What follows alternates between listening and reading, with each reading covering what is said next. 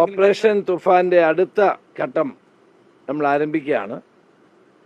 Toofan care സംസ്ഥാനത്തെ പ്രധാനപ്പെട്ട എല്ലാ ആശുപത്രികളുമായി നമ്മൾ ചർച്ച നടത്തി ഈ മയക്കുമരുന്ന് ഉപയോഗിക്കുന്ന ആളുകളെ തിരിച്ച് ജീവിതത്തിലേക്ക് കൊണ്ടുവരാൻ വേണ്ടിയിട്ടുള്ള പദ്ധതിയാണ് തുഫാൻ കെയർ.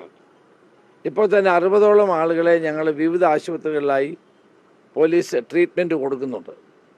അപ്പോൾ അങ്ങനെയുള്ള ആളുകളെ കണ്ടെത്തി പ്രധാനപ്പെട്ട കേരളത്തിലെ ആശുപത്രികളുമായി സംസാരിച്ച് അവർക്ക് അതിനുള്ള സംവിധാനം ഒരുക്കുക എന്നുള്ളതാണ് ഒന്ന്.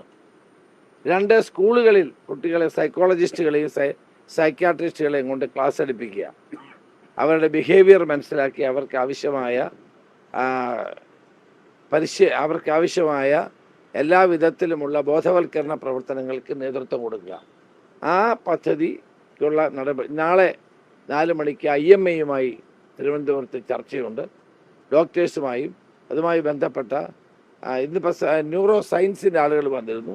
അവരുമായിട്ടെല്ലാം ചർച്ച ചെയ്ത് തുഫാൻ കെയർ ശക്തിപ്പെടുത്താനുള്ള തീരുമാനമാണുള്ളത്. വിജയും മോഹൻലാലും ഒരുമിച്ചുള്ള പരിപാടിയുടെ ഡേറ്റ് തീരുമാനിച്ചിട്ടില്ല. മോഹൻലാൽ അമേരിക്കയിലാണ്. അദ്ദേഹം വന്നു കഴിഞ്ഞാൽ അദ്ദേഹവുമായി സംസാരിച്ച ഡേറ്റും മറ്റു കാര്യങ്ങളും തീരുമാനിക്കും. ഈ നിതിൻ രാജിന്റെ ആത്മഹത്യയുമായി ബന്ധപ്പെട്ട് ഇന്നലെ ഡോക്ടർ റാമിനെ അറസ്റ്റ് ചെയ്തു. പക്ഷെ അതിൽ നടപടിക്രമം കൃത്യമായി പാലിച്ചില്ല എന്ന് പറഞ്ഞിട്ട് കോടതി അയാളെ വിട്ടു.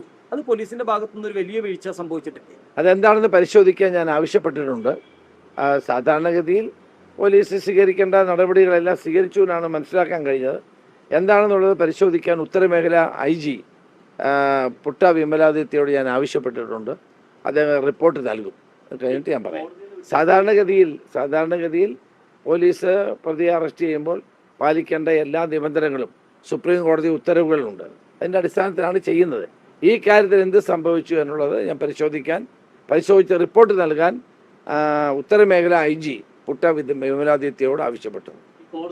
മാത്രമല്ല ആ കുട്ടിയുടെ പിതാവും മറ്റുള്ള ബന്ധപ്പെട്ട ആളുകൾ എന്നെ കാണാൻ വന്നിരുന്നു. അവർക്ക് ഇപ്പോഴത്തെ ക്രൈംബ്രാഞ്ചിൽ വിശ്വാസമില്ല എന്ന് പറഞ്ഞു. അതുകൊണ്ട് നമ്മളിപ്പോൾ പുതിയൊരു അന്വേഷണ സംഘത്തെ നിയോഗിക്കാൻ തീരുമാനിച്ചിട്ടുണ്ട്. അതിന് ഇന്നലെ ഉത്തരവ് കൊടുത്തിട്ടുണ്ട്. അജിത ബീഗത്തിൻ്റെ നേതൃത്വത്തിലുള്ള സംഘമായിരിക്കും ഇതിനി അന്വേഷിക്കാൻ പോകുന്നത്. അതിനുള്ള നിർദ്ദേശം കൊടുത്തിട്ടുണ്ട്.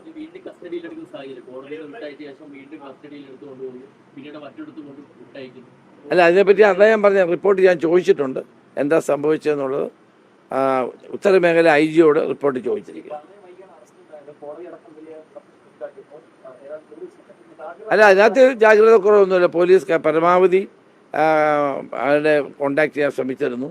ഫോൺ കോളുകൾ പരിശോധിച്ചിരുന്നു. വളരെ ശക്തമായി തന്നെ അവർ അന്വേഷിച്ചിരുന്നു. അല്ല, അതെന്താണ് സംഭവിച്ചതെന്നുള്ളത് ഞാൻ റിപ്പോർട്ട് ചോദിച്ചിട്ടുണ്ടല്ലോ. ഈ പുതിയ KPCC പ്രസിഡന്റ് എങ്ങാനും